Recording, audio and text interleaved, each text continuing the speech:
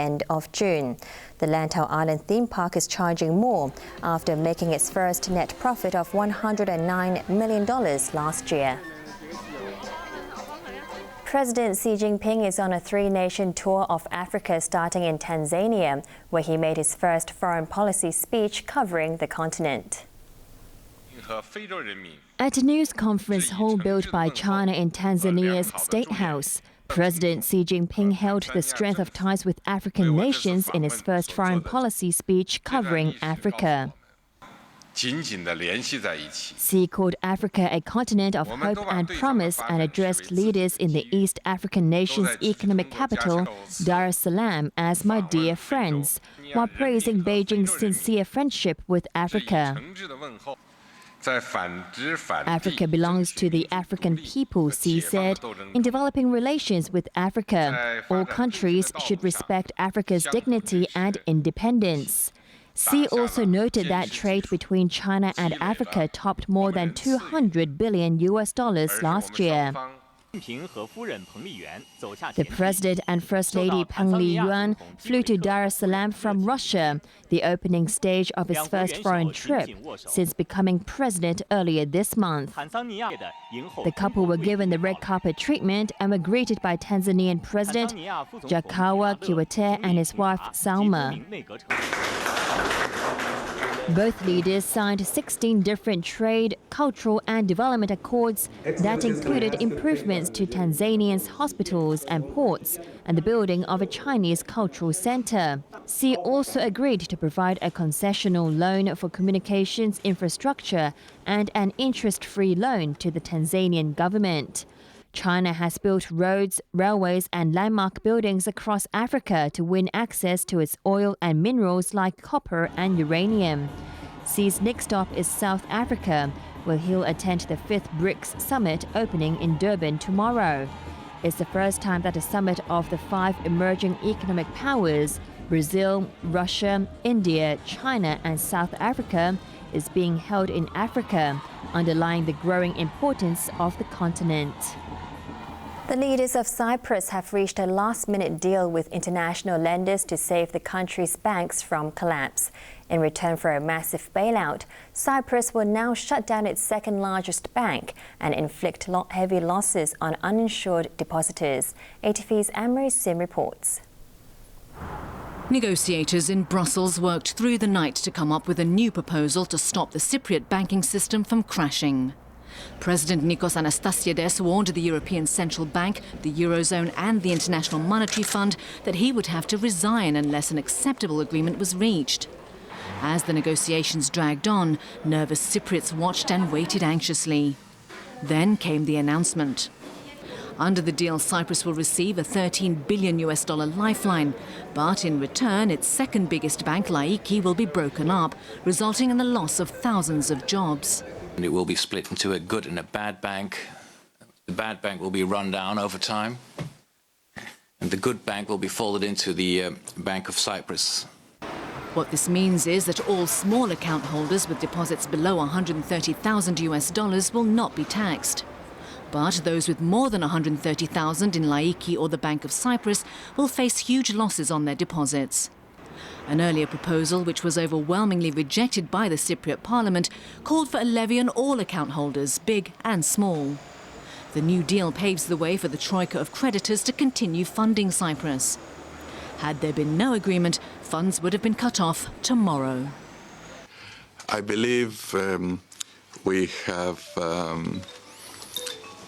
averted literally the possibility of bankruptcy, and we have assured the prospects for generations to come.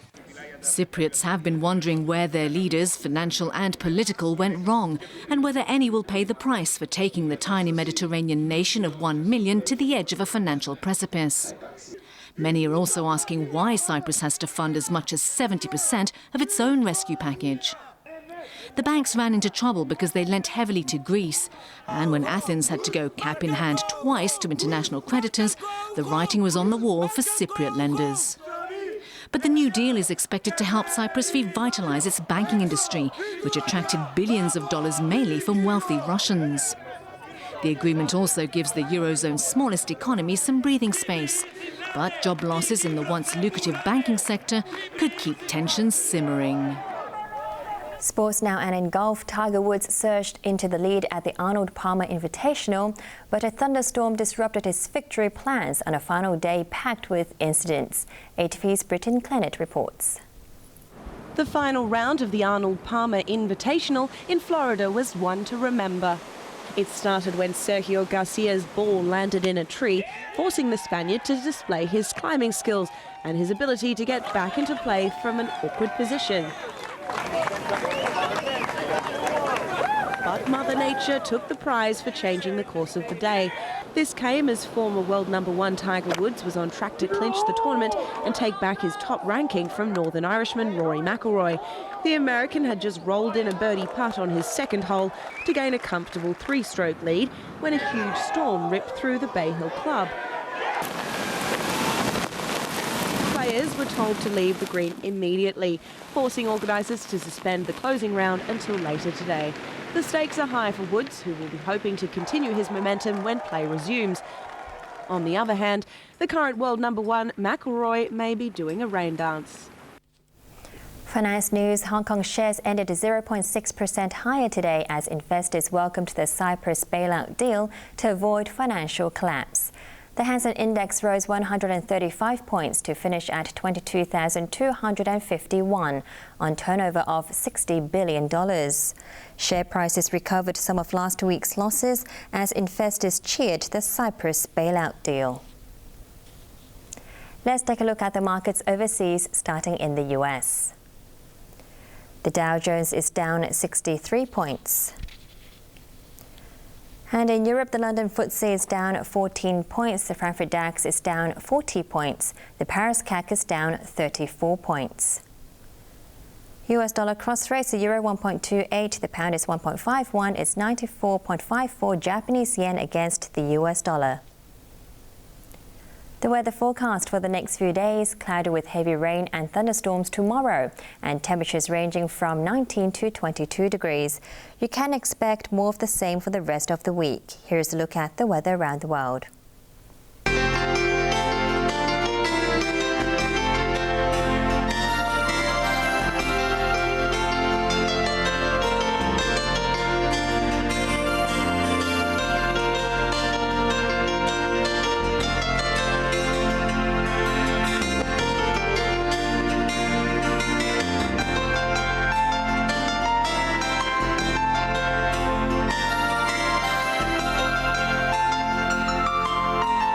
That's all the news for now. Thanks for watching ATV. I'm Edna Dze. Good night.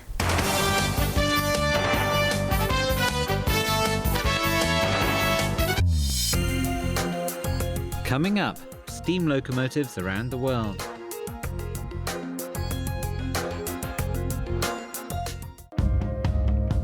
People say responsibility. They say priority. With faith, they were the true heroes.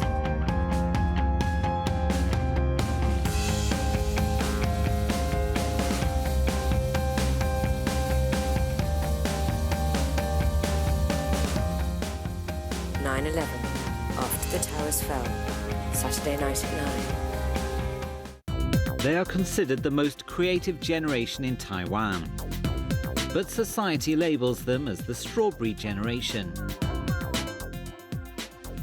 which can only flourish in a safe environment. So are these young entrepreneurs strong enough to revolutionize Taiwan?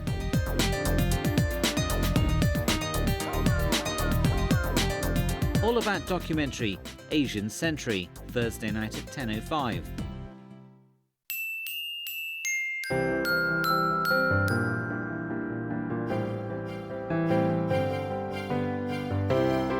You don't want to miss an event like this. The 4th Hong Kong Games are about to start. It doesn't matter how old you are, what you do, or where you live. Everyone can take part. Let's have fun at the Games.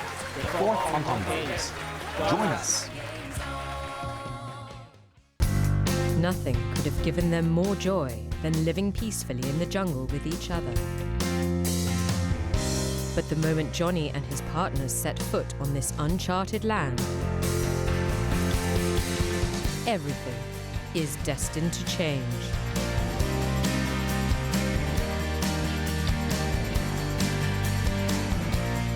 ATV World Spectacular, Mighty Peking Man, Sunday night at 9.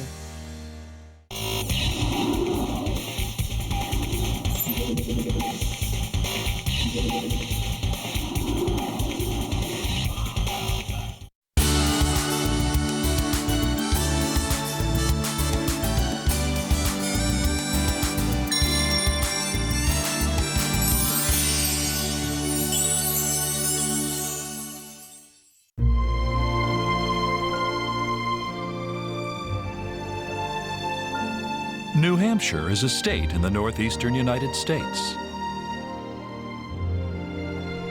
Although it is early spring, Mount Washington, 2,000 meters high, is covered in deep snow.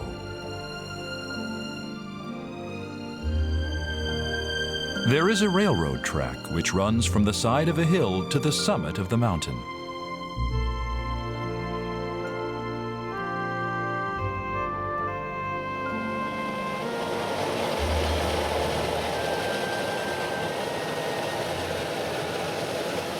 It is the Cog Railway, a mountain railway powered by a unique steam locomotive.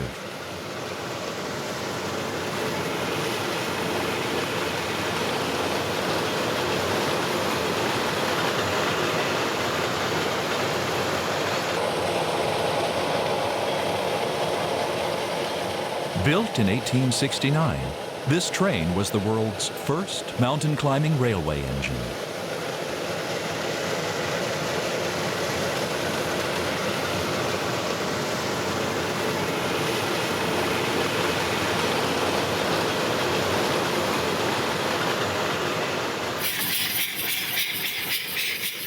The secret behind the train's ability to climb the steep mountain is in its namesake special gear system called the cog.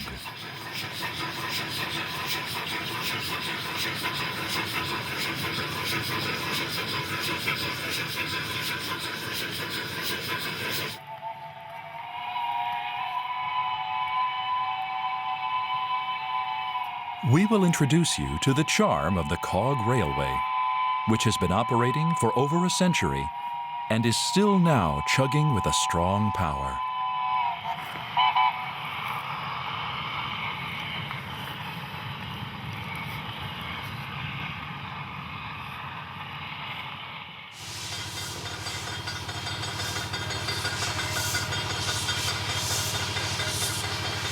"7 a.m.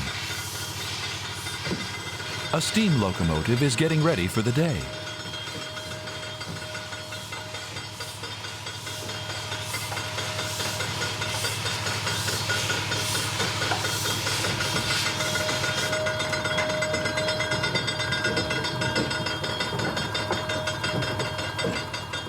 With a total length of 10 meters and a height of 3.5 meters, this is indeed a small steam locomotive.